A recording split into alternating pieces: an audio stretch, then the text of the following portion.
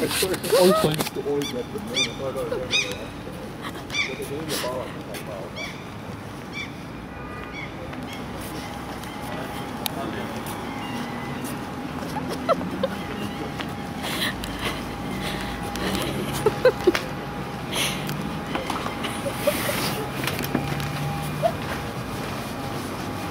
Ilta.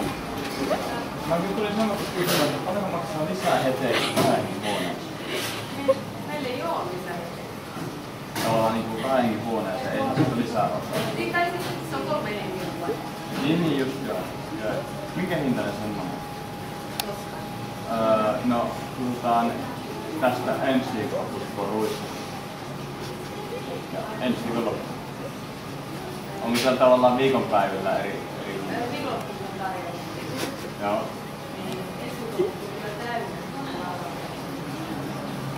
No, palataan asiaan toinen viikolla.